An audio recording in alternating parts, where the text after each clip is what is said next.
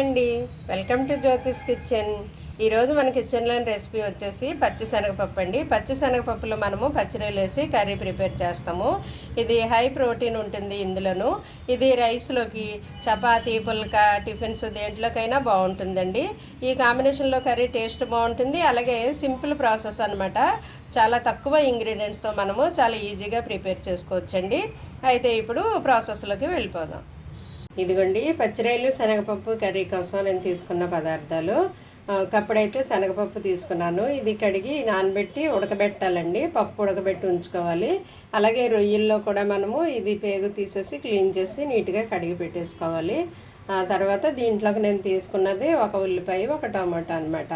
ఈ పప్పు ఉడకబెట్టేసి ఉల్లిపాయలు ఏ విధంగా ఏ సైజు కట్ చేయాలో చూద్దాం. పప్పు అయితే ఉడకబెడతాను ఇప్పుడు.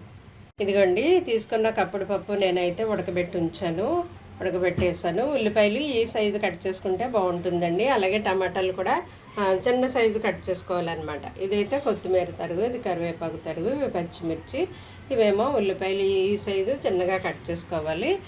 ఇవి నేను తీసుకున్న పదార్థాలు. శనగపప్పులో పచ్చిరొయ్యలు వేసి కర్రీ ప్రిపేర్ చేద్దాం. ఇప్పుడు స్టార్ట్ చేద్దాం. ఇదిగోండి, స్టవ్ ఆన్ చేసి కడాయి పెట్టుకున్నాను. ఇప్పుడు ఆయిల్ వేద్దాము. పప్పే కాబట్టి ఎక్కువ ఆయిల్ అవసరం లేదు. అయితే మనము పచ్చిరొయ్యలు వేస్తున్నాం కాబట్టి 2 స్పూన్లు వేసాను దీంతో. లేదంటే పప్పులోకి ఒకటి వేస్తే సరిపోతుంది అనమాట. ఆయిల్ హీట్ అయ్యాక మనం ఆనియన్ వేసేద్దాం.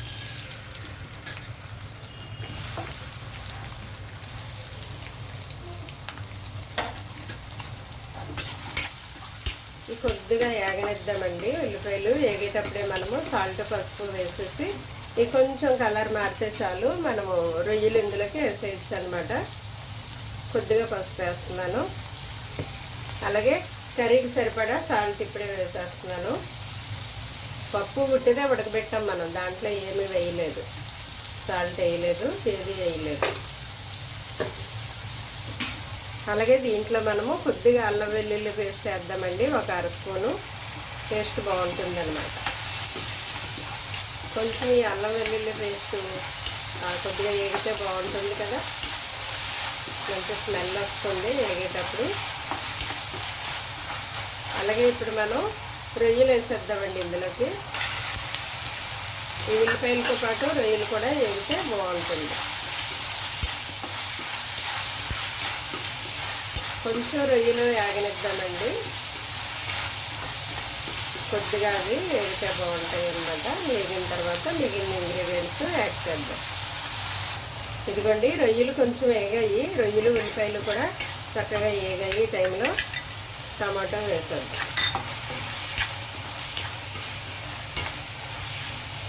అలాగే ఇప్పుడు మనం తీసుకున్న ఈ పచ్చిమిర్చి, కరివేపాకు, కొత్తిమీర ఇవన్నీ వేసేద్దాం.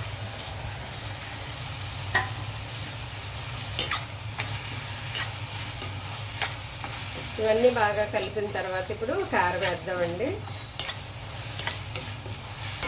కారం వేస్తే ఇవి దగ్గరికి బాగా మగ్గుతాయి అన్నమాట.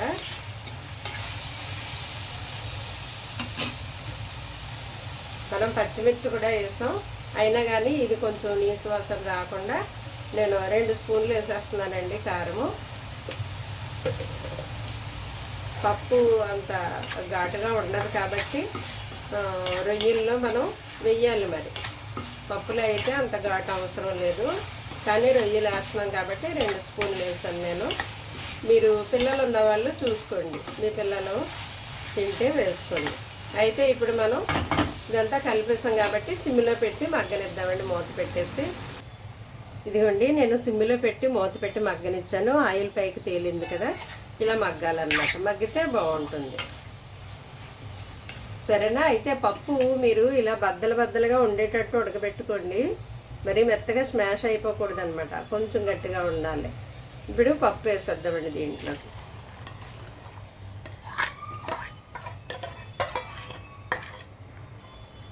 ఈ పప్పులో ఉన్న వాటర్తో సహా మనం కర్రీలో వేసేయచ్చు. ఇప్పుడు ఈ వాటర్ సరిపోదండి, ఇంకొంచెం నీళ్ళు వేయాలన్నమాట దీంట్లోకి.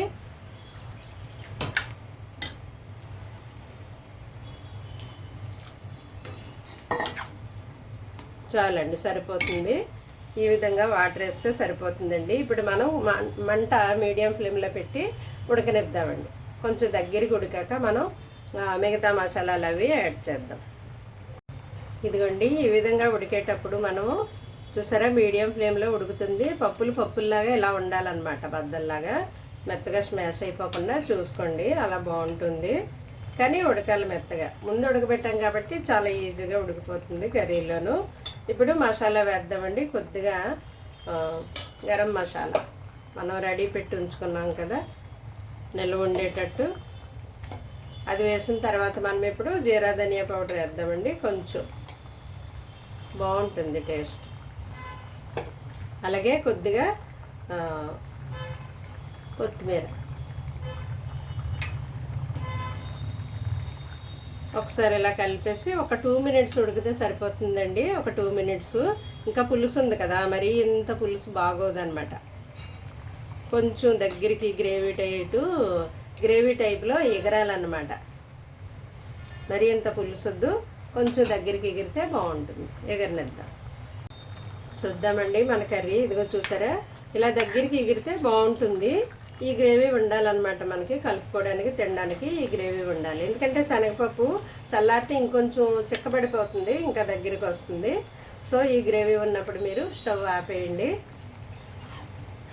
ఈ కన్సిస్టెన్సీ ఉంటే సరిపోతుంది అనమాట. ఈ టైంలో మనం ఆపేసి డిష్ అవుట్ చేసుకోవచ్చు. ఓకేనా? ఇదిగోండి, వేడివేడిగా ఫైనల్గా మన శనగపప్పు పచ్చిరొయ్యల కర్రీ రెడీ అయిపోయిందండి. ఇది చపాతీ, రోటీ, రైస్ దేంట్లోకైనా బాగుంటుందండి. ఈ కాంబినేషన్ భలే బాగుంటుంది, చాలా చక్కగా ఉంటుంది. టేస్ట్ అయితేనే అదిరిపోతుంది. శనగపప్పులో మనకి ప్రోటీన్ వచ్చేస్తుంది, అలాగే పచ్చిరొయ్యల్లో కూడా మనకి హై ప్రోటీన్ ఎక్కువగా ఉంటుంది. ఈ కాంబినేషన్లో కూడా కర్రీ సూపర్ టేస్ట్ ఉంటుంది. సో హెల్దీ అనమాట. ట్రై చేయండి. మీకు ఎలా వచ్చిందో నాకు కామెంట్ చేయండి. Thank you for watching.